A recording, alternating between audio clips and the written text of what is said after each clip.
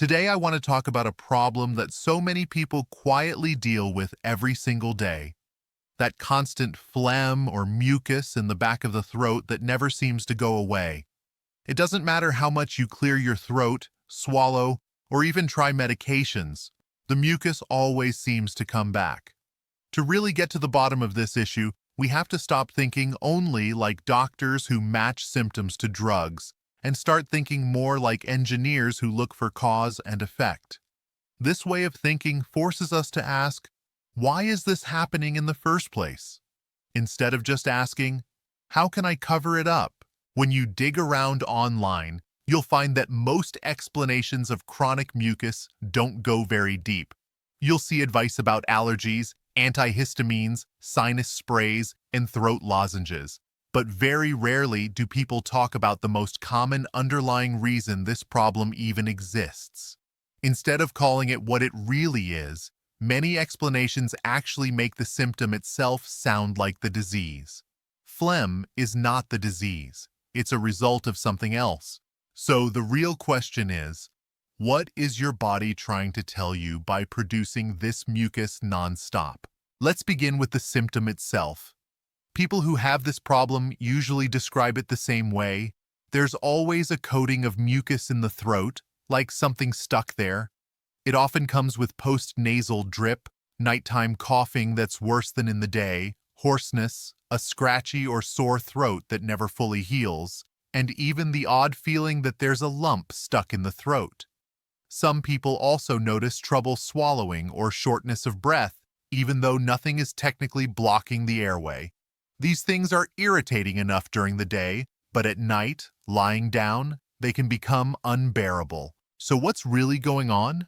Yes, sometimes the cause can be allergies or a sinus infection, but in the majority of cases, the real problem is tied to two conditions: GERD or LPR.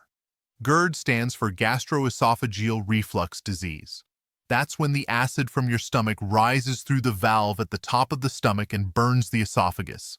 LPR stands for laryngopharyngeal reflux, which is when that acid climbs even higher, reaching the throat and vocal cords.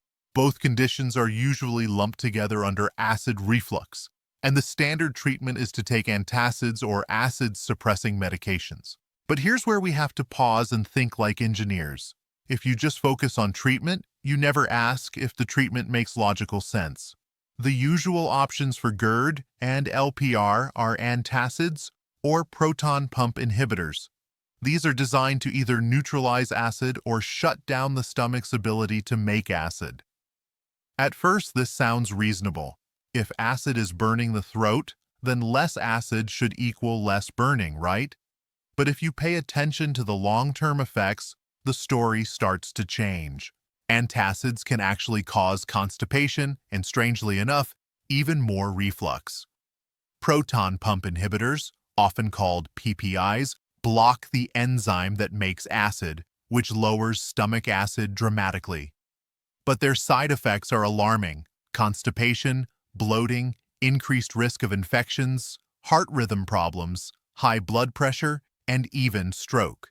They also create something called hypergastrinemia, where your body compensates by making even more acid than before. So in trying to fix the issue, you actually feed the cycle. That's not a solution, it's a trap. There's also the problem of nutrition. Stomach acid is essential for absorbing minerals like calcium, magnesium, zinc, potassium, and iodine. Without enough acid, your body slowly becomes depleted. This leads to weaker bones, muscle cramps, poor energy, and even changes in mood or brain function.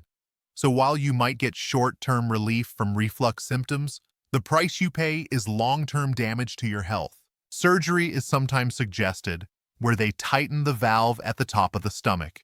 But this too comes with issues. People often lose the ability to burp, gas builds up painfully, and many still end up needing medications later. Once again, it doesn't address the root cause. So let's return to the engineering mindset. What makes that valve stay open in the first place? The surprising truth is that reflux usually happens not because of too much acid, but because of too little. Think about it. The stomach has a special valve at the top called the lower esophageal sphincter. When your stomach acid is strong, especially during protein digestion, that valve closes tightly. But when acid is weak, the valve doesn't get the signal to close. It stays loose, and acid, whatever amount there is, flows upward. So the irony is that most people with reflux actually need more acid, not less. Hydrochloric acid or stomach acid is not your enemy. It's vital for three major reasons. First, it kills harmful bacteria, fungi, and pathogens that enter with your food. At a healthy pH of 1 to 3, the stomach is basically sterile.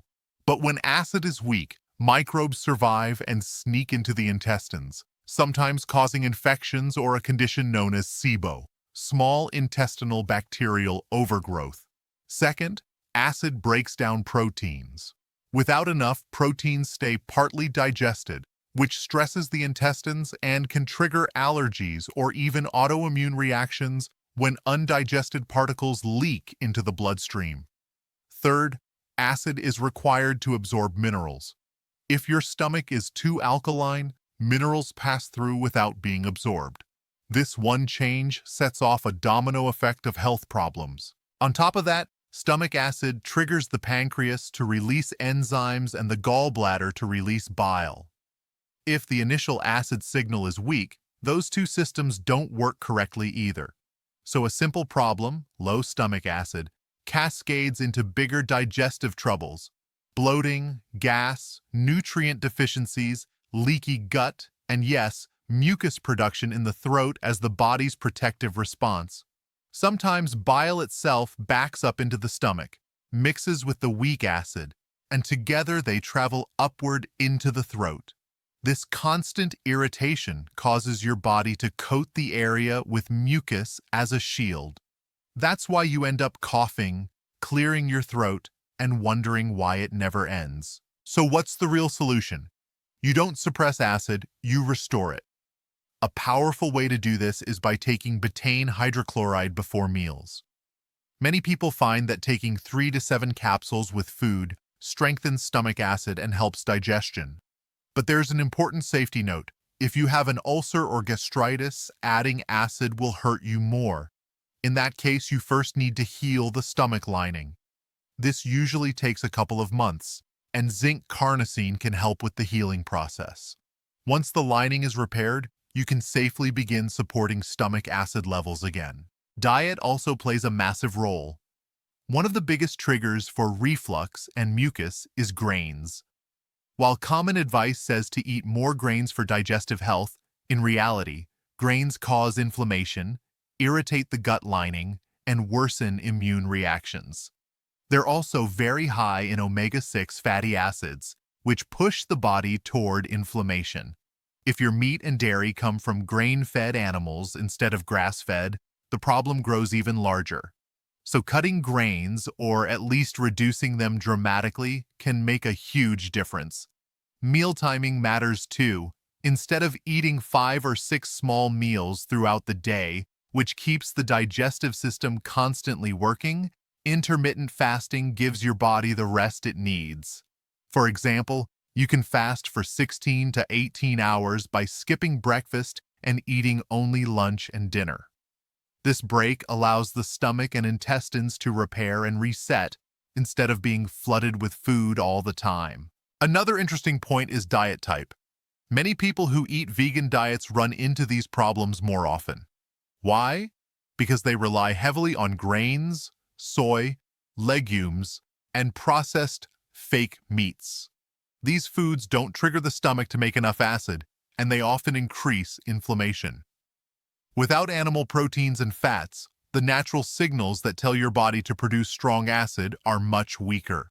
Now, a vegan diet can be done correctly if it's based on whole, balanced foods. But the way most people follow it, with heavy reliance on grain-based substitutes, often harms digestion and contributes to reflux. Let me give you a simple example.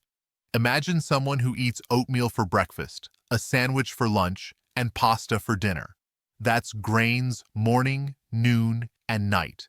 Their stomach never gets a chance to reset. Their acid production is weak, and by evening they're coughing with a sore throat, blaming it on seasonal allergies. In reality, it's their food and their weak stomach acid causing the mucus buildup.